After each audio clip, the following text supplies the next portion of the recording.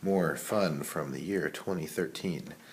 A force F accelerates a system of two blocks, there they are, x and y, on a horizontal frictionless surface, as shown above. The acceleration is 4 meters per second squared. The force with which y pushes on block x. Excuse me. So I'm going to do a force diagram for block y. The force of these two pushing back on each other, that's Newton's third law pair, equal opposite. So I can find x on y or y on x, the magnitudes are the same. So I'm going to do forces acting on y. Gravitational force, 4g, normal force, which would match that. There's the force pushing forward on this. This is why I chose to do the force diagram for this. This is force of x on y. That's equal to this. So if I can find the magnitude of that, I'm good. And that's it. There's no friction. So this is it, folks. And we would like to know, let's see, so net force is equal to mass times acceleration. The net force is only this one that I'm looking for. Force of x on y is equal to the mass of this block times the acceleration. So it's got to be 16 newtons. That's it. You can do it by making a force diagram for the other one or doing both, but I think that's the, you can try that. If that's what you thought you should do, then you should probably finish doing it that way. But the force diagram for that 4 kilogram block does definitely need to look just like that. Number 8, hoop of mass m and radius r rolls with a constant speed on a horizontal surface without slipping. What's the hoop's translational kinetic energy divided by its rotational kinetic energy? Well, its translational kinetic energy is 1/2 mv squared. And its rotational kinetic energy is 1/2 I omega squared. Cancel out those 1/2s, so I got m. And then, depending on which way you want to go here, v is equal to omega times r, or omega is equal to v times, either way. So this is the without slipping. Without slipping means that v is equal to omega times r, or omega equals v over r. You can do that either way. I'm going to go ahead and substitute this here. So that means m omega squared r squared over I of a hoop that's all the mass all the way to the outside. That's the full mr squared omega squared. And looky there. Don't you know it takes the same amount when we have a hoop. That's when the kinetic energy of translation and the kinetic energy of rolling are going to be equal. So let's see. It's 1. See? You believe me now? The rotational inertia of a sphere of mass m and radius r about a diameter is this. Diameter just means an axis that goes through the center of mass, and we've seen that before. The rotational inertia about an axis tangent to the sphere. Okay, so this is, if we do a cross-section of the sphere, there's the axis, and we're shifting the axis to here. Right, so this is just the parallel axis theorem. So the new center of mass is equal to the center of mass about, the rotational inertia about the center of mass plus mass times the shift squared. We call that h sometimes. Call it whatever you want. It's the shift. So I got 2/5 mr squared plus m times the shift it's a full radius that I'm shifting it. So 2/5 of an mr squared plus a whole mr squared is 7/5 of an mr squared, which is b. Could you see all that? Oh, I hope you could see everything on the last page. Sorry. This is too late to fix that now, isn't it? Number 10. All the following are vector quantities except All of these are vectors. Does rotational kinetic energy have a direction? No, it does not.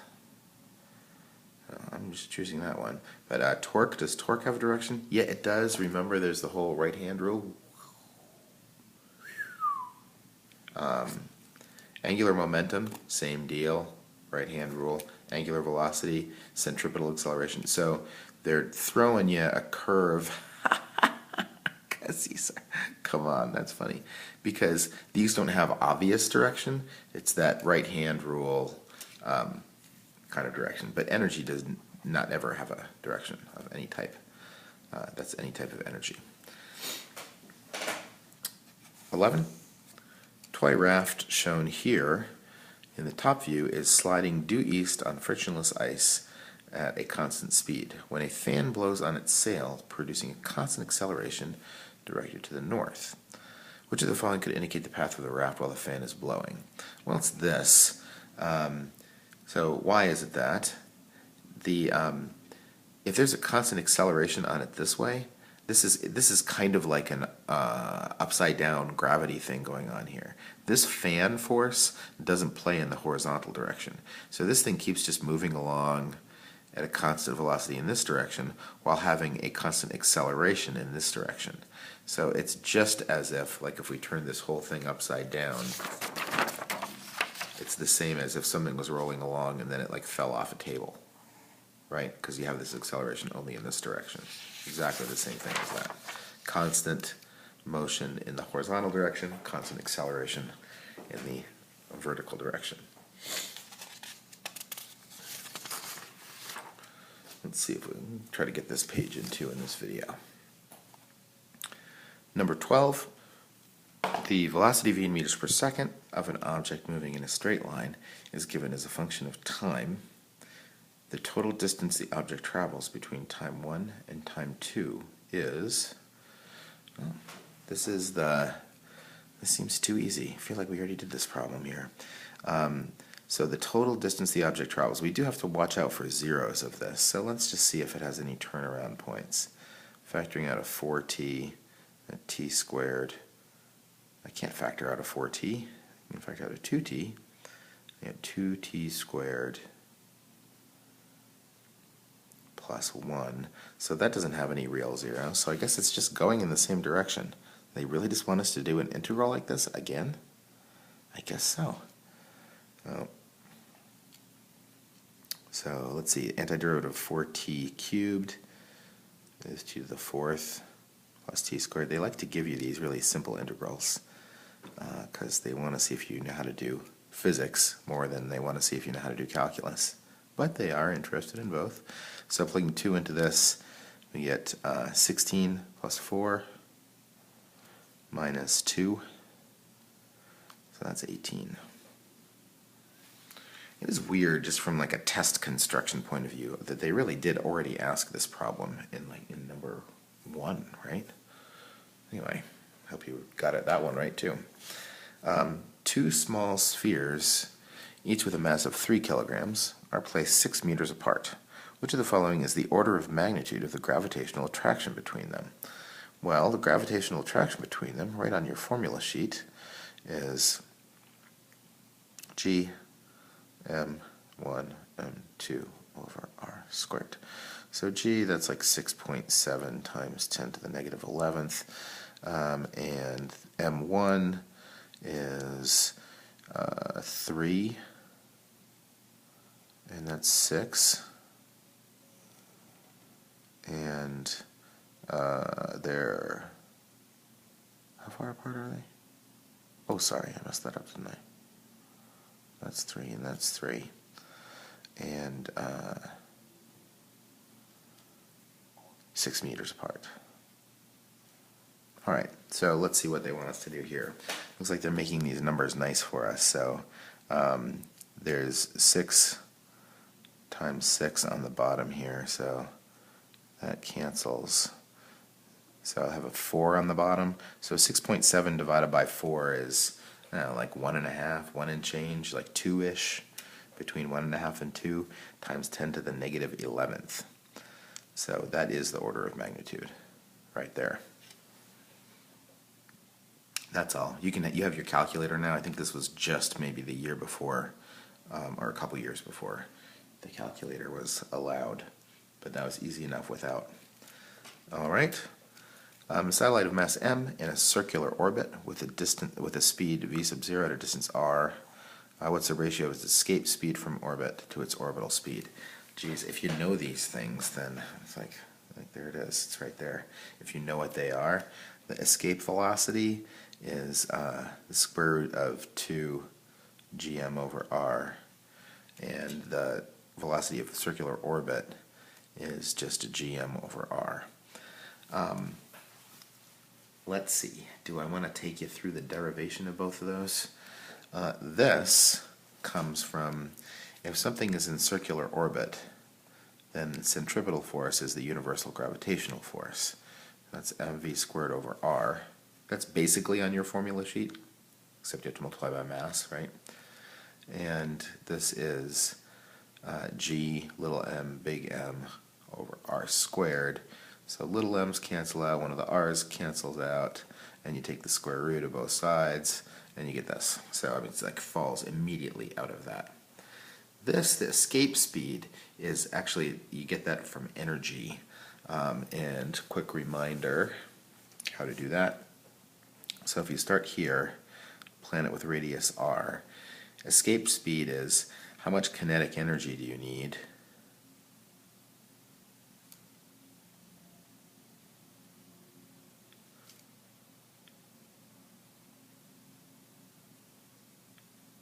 So right here, if you're going to make an energy pie, you got some of this and some of this.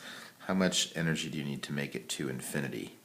So at infinite separation, that's where UG is equal to 0. And we just want to barely make it there, so that's where like the kinetic energy just tapers off to 0. So, well, energy is conserved, so this has to be equal to that. So in other words, these have to add up to 0, or those have to be equal to each other. So 1/2 m times escape velocity is equal to gmm over r. That negative sign went away because I added it to the other side. So there's that. Multiply both sides by 2 and take the square root. So the ratio of this to this is just the square root of 2 because they're the same otherwise. Number 15. Block shown above is attached to a rigid wall by means of an ideal spring, and it moves on a horizontal surface with negligible friction. The block oscillates with a period of t. If a second ideal spring, identical to the first, is placed above the first spring, like that,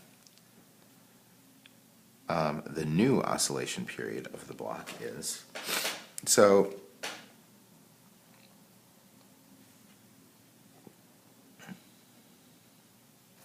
the question is, when you put two springs next to each other, what is the effect of doing that? What do you think it does to the K? That's an interesting question. If you think about just the force diagram on this, it's going to double the amount of force because you're going to have however much displacement there is. These excuse me, these springs still exert the same amount of force.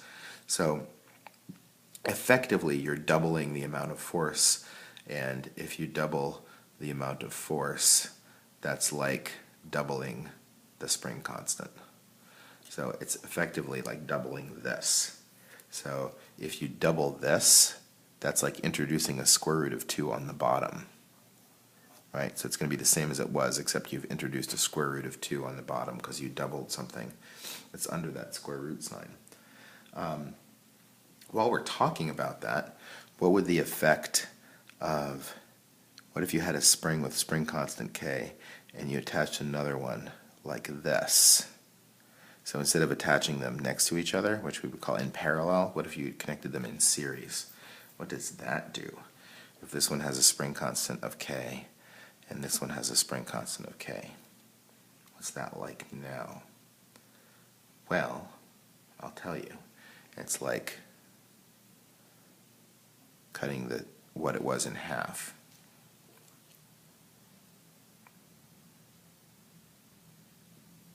Why?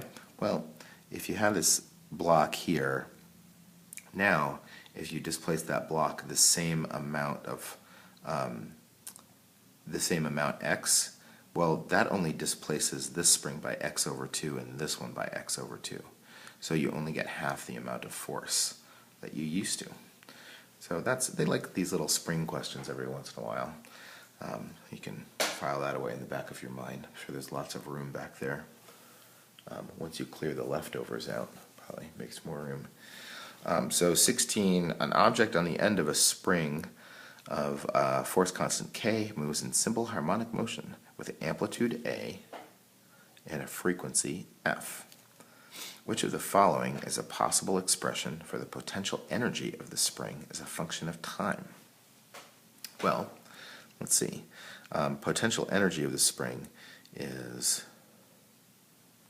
1/2 kx squared. Right, so I just need an expression for what the position is. So let's see, the position of this thing, it's got amplitude A, and it could be a sine or a cosine. I don't really care which one.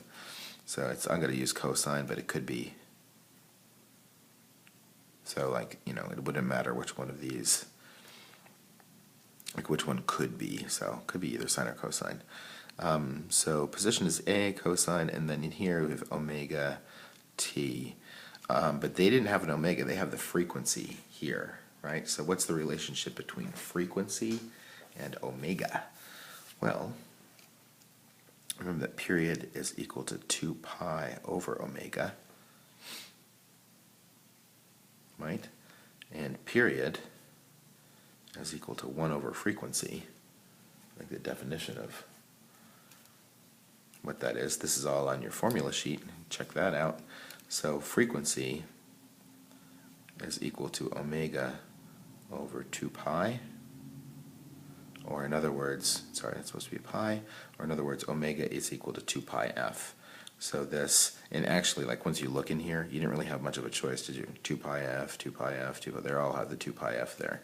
So we need something, if we like plug this entire thing in for that, then we've got 1/2 k a squared. They went with the sine squared 2 pi f t. So it's a. Good stuff. Time for a new video.